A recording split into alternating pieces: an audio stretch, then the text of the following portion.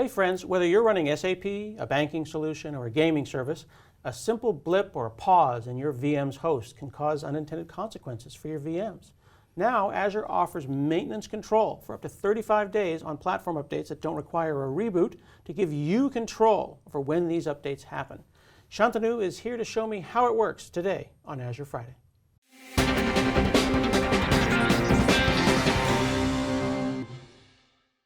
Hey, I'm Scott Hanselman and it's Azure Friday. I'm here with Shantanu. I have a confession that I have a couple of not cloud native things. They're just running in virtual machines out there in the world. I think that maybe there's more people that run their things in a single virtual machine than we realize. That is correct. A lot of financial companies as well as gaming and SAP workloads, they are running on Azure virtual machines. Yeah, Azure virtual machines, you might have one, you might have 100. Yeah.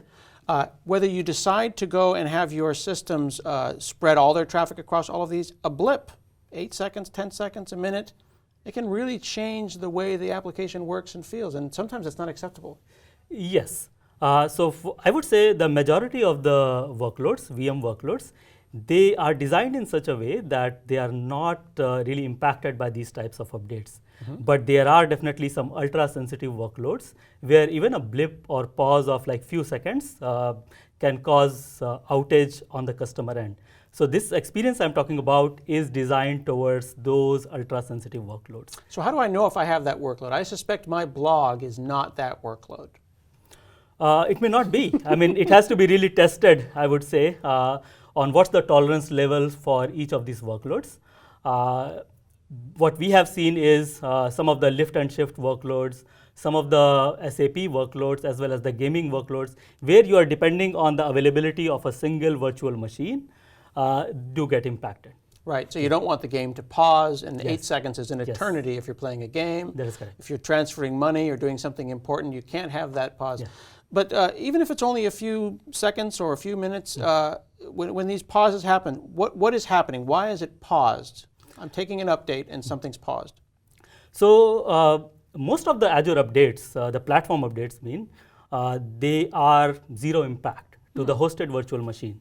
However, we have very few of those updates which do cause pause or blip or disconnect of up to few seconds. So what happens is when the host machine is updated, the VM is either preserved in the memory or it feels like a disconnect for a few seconds. Okay, so let me think about this. This is my laptop. I've got Hyper-V on it. We'll pretend that this is Azure. I'm running 5 or 6 virtual machines. If I actually reboot the host, that's going to be huge downtime. That's correct. If I take a little bit of an update that maybe updates Hyper-V itself, I could have a moment where the network blips, or I could pause the VM, take the update, and resume the VM. Is that what we're talking about? Yes. So most of the Azure updates, they don't require any reboot of the host machine. So our update mechanism has evolved over the years. So most of our updates are these what we call rebootless updates. Okay. Yeah. Interesting. And these updates, you said that they're not very often. So right now we are seeing a frequency of about once a month at least for these rebootless updates. But the one which will cause a reboot, they are rare. Right now, actually, we have hardware decommission as one, where we have to reboot. But there is no like fleet-wide rebootful types of updates. Okay. And I've heard you've called them rebootless updates, but it's updates that do not require a reboot. For the virtual machine. Okay, and then I just want to know really when it happens, because I can find 8 seconds, I can find a few minutes here and there. I just need to know when, so I want control. This really is about putting control in the hands of the customer. That's correct. So it's basically, as a customer, you decide when you want to update your virtual machine in your maintenance window, within the window that we are providing, which is 35 days. Okay, and that 35-day window is an update needs to happen, and we're going to start a clock. That's correct. And then you have this whole time to find a moment, just a moment, to take the update. You control it, and if it expires, then we force the update at 35 days. That is correct. If it expires, we force the update, but we still respect the availability constraints, meaning we do it fault domain by fault domain. Another interesting thing, Scott, is that whenever you initiate the update, all the pending updates till that moment in time get updated. It's not like only the update which is started the 35-day clock gets applied. It's everything that is pending at that very moment.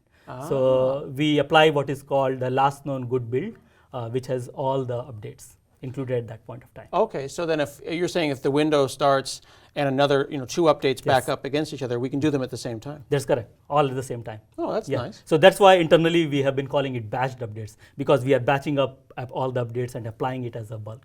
That's very smart. That would work great for people. So what is that experience like? And actually here, you've got before we do that, you've got a slide here that talks about that category. Yes. So for the average general virtual machine. They don't need to use this feature. If they are only impacted by reboot, we are already giving control on the rare occurrence that we do have to reboot the virtual machine. This is only intended for really the ultra sensitive VMs where you can't tolerate even a blip. Okay. All right. So this is how the experience works. As we were talking, we are giving control for up to 35 days, and the bulk update gets applied whenever the user initiates the update. And then there is a force update. Now, what we have available for this experience are APIs and command line, PowerShell and CLI. We don't yet have the portal, it's coming soon. Sure. The way this experience works is like 4 steps. User has to create a maintenance configuration, then they have to assign that maintenance configuration to the resource, then check for pending updates and apply the pending update on resource. Sorry, one important point I missed is that this experience is only available for isolated virtual machines as well as Azure dedicated host, in which case the customer owns the host machine. Basically, they are the only customer on that particular host. I see. So an app service plan is not a good example because that's a virtual machine by which other people would be on it with me.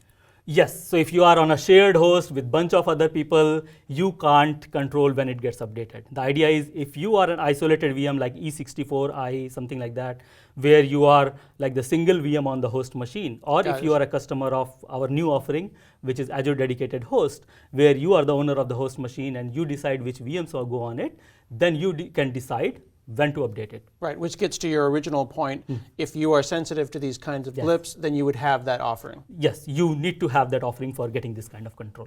Okay, that makes sense. So you set up that maintenance config, which is a declaration of your expectations and what you want. And what does that look like if I were to code that up? So let me actually jump right into the demo. I'm setting some parameters here. Okay, so we've got our location, we've got our resource group name, and our host. Yes, so this host, I will quickly jump to the portal as well. So I have a dedicated host. The name of the dedicated host is my host, and it is inside a host group called my host group, and then it's in East US2. So what I'm doing here in my demo is I'm setting these input parameters, and the first step is really creating a maintenance configuration. So I will run this command, and here what it is doing is creating the maintenance configuration. It's telling that the maintenance scope is of the type host, and once this maintenance configuration is created, Azure deployment system gets the signal that there is a maintenance configuration to skip the regular updates.